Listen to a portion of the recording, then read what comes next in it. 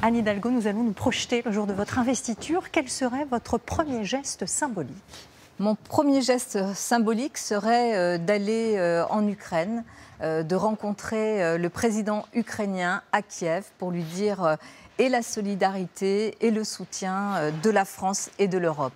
Je pense que c'est très important. On voit ces images bouleversantes, terribles. Nous devons être là. Ils veulent être européens et nous sommes à leur côté.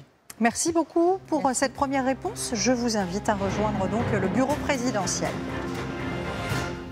Anne Hidalgo, vous êtes désormais assise dans ce fauteuil présidentiel, dans ce bureau du chef de l'État. Face aux différentes urgences et aux crises que traverse notre pays, quelle serait précisément votre première mesure d'urgence ?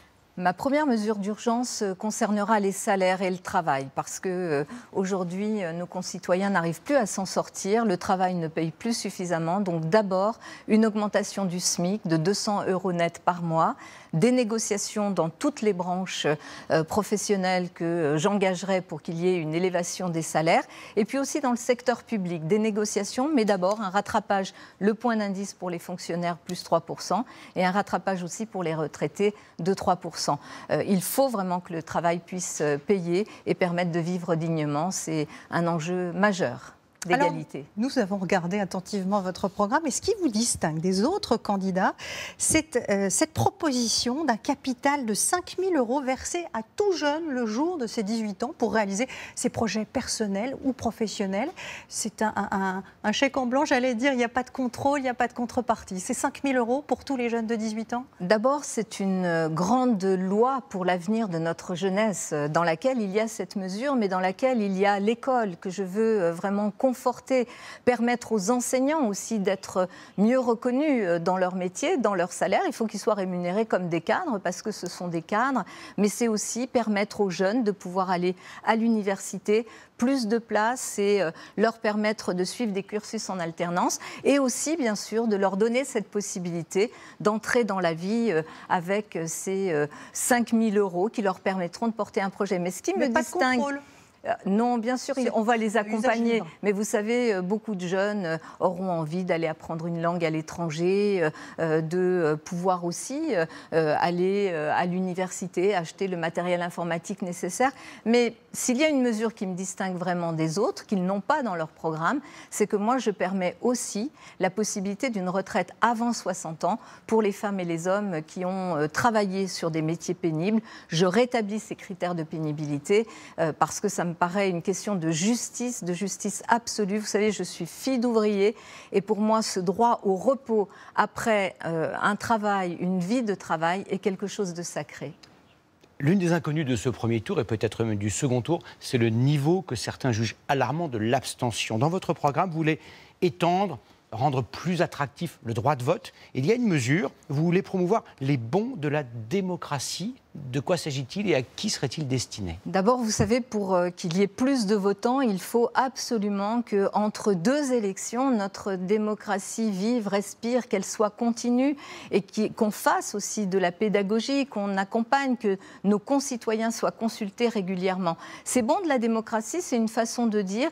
Vous pouvez aussi choisir, par exemple, de soutenir des candidats. Souvent, les candidats peuvent faire appel à des donateurs. Et bien là, chacun pourrait aussi choisir vers qui ils vont. Mais les mesures les plus importantes pour moi, pour redonner goût à la démocratie, à nos concitoyens, c'est d'abord de permettre l'intervention directe des citoyens dans la vie démocratique. J'instaure le référendum d'initiative citoyenne. Je fais aussi un changement au Parlement où la moitié des députés seront élus à la proportionnelle. Je mets en place aussi une très très grande assemblée citoyenne qui va pouvoir accompagner les citoyens dans, par exemple, des conventions citoyennes, dans des amendements citoyens. Ils pourront participer aussi à l'élaboration des lois. Il faut que notre République respire. Nous sommes enfermés dans une monarchie républicaine qui est vraiment à bout de souffle et ça passe par cette confiance donnée aussi à nos concitoyens et le droit de vote à 16 ans. Rapidement, vous vivriez à l'Élysée ?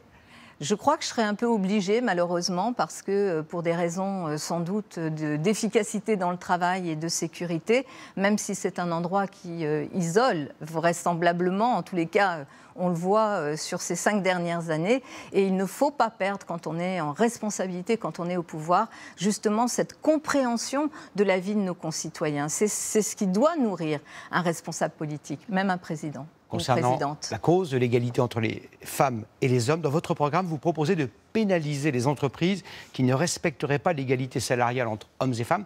Comment vous vous y prenez ? Oui, parce que ça suffit, on est en 2022 et qu'il y a encore 20% d'écart de salaire entre les hommes et les femmes, ça n'est plus admissible. Donc, très simplement, les entreprises seront soumises à cette obligation. Ça sera à elles de faire la preuve qu'elles respectent l'égalité femmes-hommes. Et si elles ne le respectent pas, elles seront pénalisées. Et d'ailleurs, les sommes liées à cette pénalisation viendront aider justement tout ce travail pour aller vers l'égalité salariale femmes-hommes. Pour moi, c'est une condition essentielle de l'autonomie des femmes. Et puis, c'est une question de justice. Enfin, franchement, 2022, on en est là. Alors vous, présidente de la République, vous deviendriez aussi chef des armées. Même question qu'à Valérie Pécresse.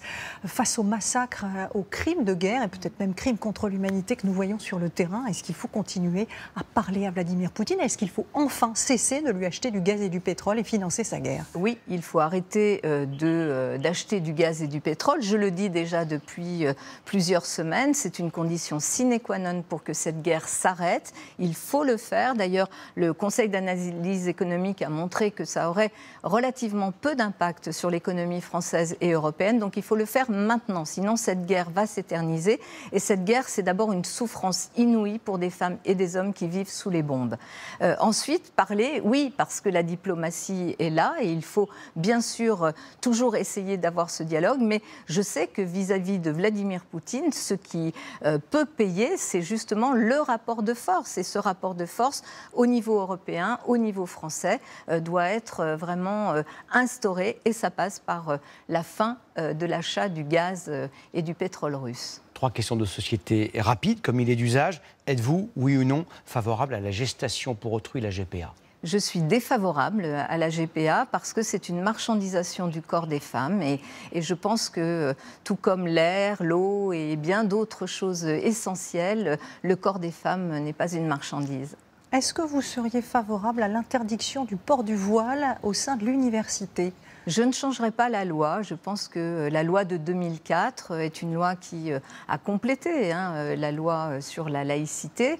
Et donc, je pense qu'aujourd'hui, nous sommes à un point d'équilibre. Donc, une jeune femme voilée majeure peut aller à l'université? Parce qu'elle est majeure. Seriez-vous favorable à l'interdiction de la chasse le week-end? Je pense que c'est aux maires d'en décider. Voilà, moi je suis très décentralisatrice. C'est aux maires de pouvoir poser les conditions pour que, à la fois, les promeneurs puissent bien sûr vaquer à leurs occupations en toute sécurité, et puis que les chasseurs, parce que c'est une tradition, parce qu'il y a besoin aussi de réguler les espèces, puissent le faire. Je pense que vraiment, ce n'est pas au président de décider de cela. Il faut faire confiance aux acteurs locaux, aux maires. Ils sont capables de créer le consensus sur leur territoire et je leur ferai vraiment confiance. On a un petit peu de temps, on a 40 secondes pour que vous nous donniez votre mesure pour avancer sur le climat. Sur le climat, bien sûr, engager beaucoup d'investissements pour aller vers les énergies renouvelables, mais une mesure qui rapidement pourrait nous aider beaucoup, c'est une avance sur tous les frais d'isolation des logements, parce que beaucoup de Françaises et de Français voudraient le faire, mais n'y arrivent pas parce qu'ils n'ont pas l'argent, et le remboursement de l'État se ferait une fois la vente du bien. Anne Hidalgo, une photo, je vous invite à la découvrir, c'est votre photo officielle de président de la République. Qu'est-ce que vous ajoutez? Qu'est-ce que vous ôtez? Qu'est-ce que vous modifiez? Alors, je change tout parce que, en fait, je ne veux pas être dans un bureau. Je pense qu'il faut arrêter d'enfermer le président de la République, la présidente de la République dans un bureau. Donc, je ferai une photo dehors, avec des Françaises et des Français. Montrer la beauté de ce qu'est la France, de sa diversité. Et donc, je ferai ça entouré de ces femmes et de ces hommes qui doivent guider l'action politique. Merci Anne Hidalgo. Merci à vous. Et merci à tous les autres, les 11 autres candidats qui tous ont accepté de s'asseoir dans ce bureau présidentiel. Merci à vous de nous avoir suivis.